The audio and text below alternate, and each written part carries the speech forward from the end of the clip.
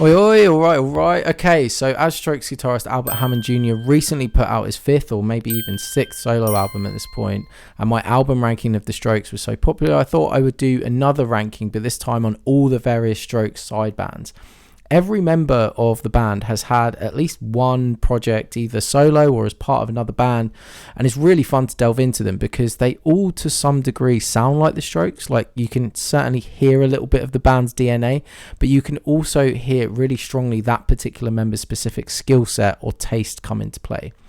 So we're going to rank these projects from worst to best, or I should really say like least good to best, because all of these here Strokes are some very talented blokes and none of them have put out anything outright bad. All in all, we have 8 side projects to rank, so let's go. So in at number 8 is bassist Nikolai Fraitzer's project Summer Moon. Now, I just want to use this as an opportunity to point out that Nikolai is very often overlooked and underrated within his role within the Strokes. Musically, he is the glue that holds everything together, bridging the two complementary but dueling guitar styles of Albert Hammond and Nick Valenci. He often plays straight up the middle, holding the core, but also there are instances where his playing will either kind of take pieces of each of the different guitar parts. A great example of that is in the song Under the Cover of Darkness, where he seems to alternate between mimicking Albert and then Nick's part. It's really cool. Anyway, Summer Moon, by all accounts, this is a very cool project, a collaboration between Fraitzer, Jane's Addiction Stephen Perkins on drums, Ahaha's Camilla Gray on vocals and keys, and Noah Harmon of Airborne Toxic Event on guitar. They released a record in 2017 called With You Tonight, and it's fine. It's just one of those records. It was probably a lot of fun for all the members to make, and it's mostly a straightforward kind of rock album with a new wave, new rave, synthwave flavour. It just doesn't really leave a lasting impression, sadly, which is why it's in last place at 8. Next up in the 7th spot is Fabrizio Moretti's Machine Gun project. Moretti, being the drummer, that he was so accepting and embracing of the Strokes' experimentations with drum machines as far back as the band's debut album may have been a clue that the drummer had more of an interest in the electronic than you might think.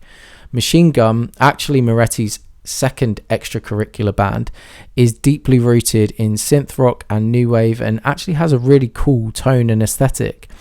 It's a project that I think is really good. I really enjoy the role the bass guitar plays on a lot of songs, and oftentimes have found that the lyrics, when you can make them out, are actually better than they have any business being on a project like this. There are some songs on the album that feel a little aimless and don't necessarily offer enough momentum, but really the reason it doesn't rank higher is just because I enjoy some of the projects more. It's got to go somewhere.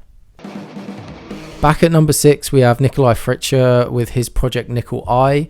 This was one of the projects I was least familiar with when doing my research for this video, and I was really surprised. The new wave will be a genre I make reference to throughout this video because ultimately every member brings this influence to almost all of their projects. There are just 2 exceptions to this. The first is this Nikolai record.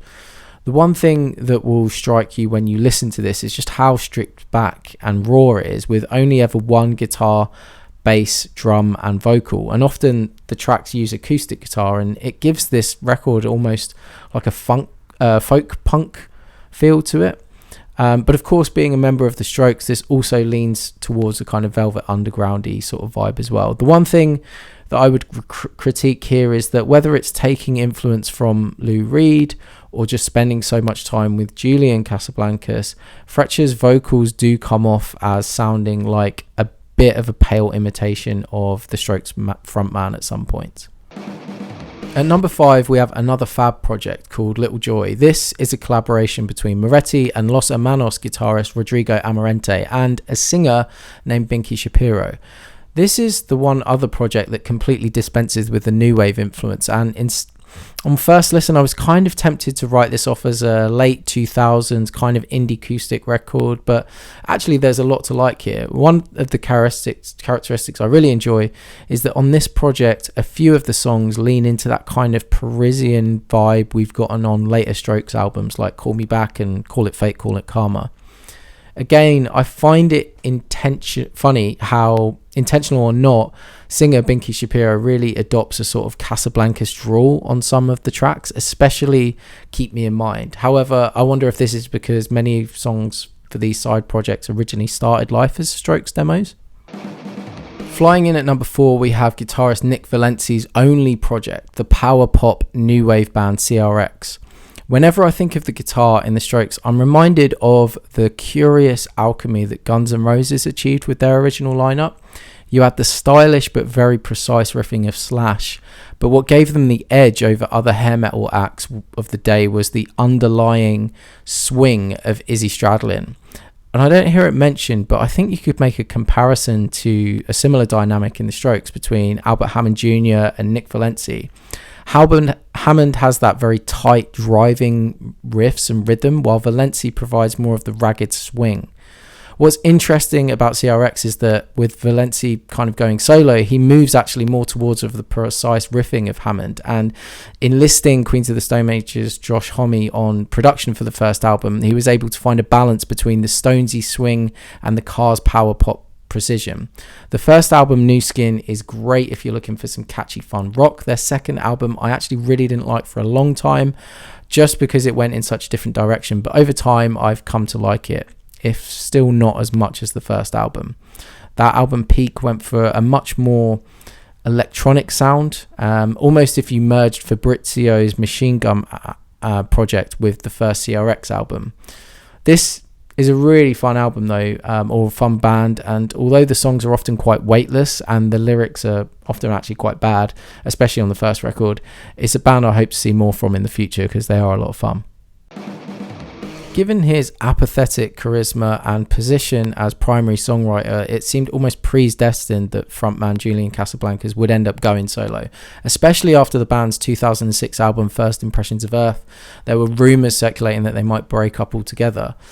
In retrospect, with the knowledge of the sound we'd hear from the post-hiatus Strokes and what would come later with the Voids, phrases for the Young's early 80s synthy tone and aesthetic makes perfect sense, but in 2009 this album felt like a bit of a departure.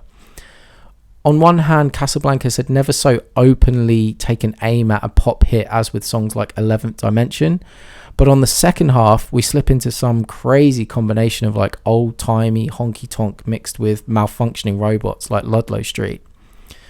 This album is a curious look into the mind of a mad musical scientist, and while it might bait and switch you with an accessible opening few tracks, the more complex tracks do reward repeated listens.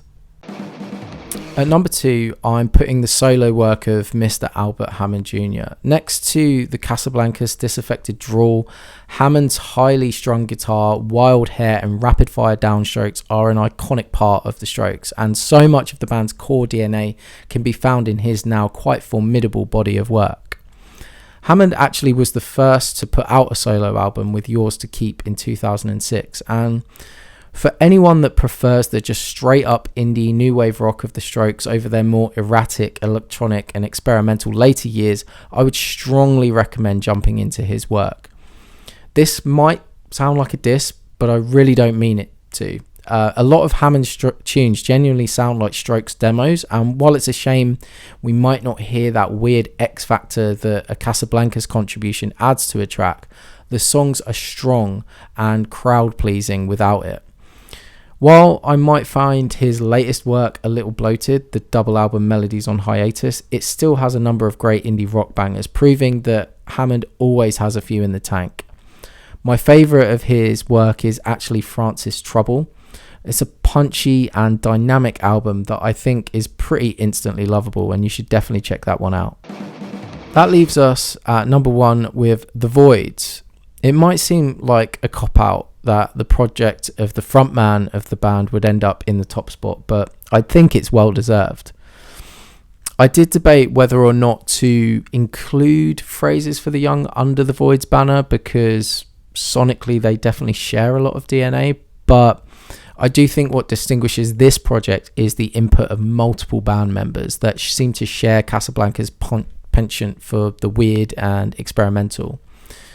One of the biggest accomplishments of this band is I think you'd just be hard pushed to find any other band that sounds like them. Where the Strokes succeeded by adding a modern spin on an existing aesthetic, the Voids just go all out and completely carve their own, sometimes hellish and nightmarish, sometimes dreamlike sound. They have 2 albums and a selection of singles, but I think their opus is the second album, Virtue, and I would strongly recommend, if you're into that weird stuff, that Casablancas weirdness, just go straight for that. It's unbridled, chaotic, but amazing. And that's it. Let me know what you think. Are there any bands here that you haven't listened to before? How would you rate them? What project is your favourite? Below you'll see links for my Strokes album tier list, a review of Albert Hammond's latest, and a playlist of all the best tracks from these projects. Cheers!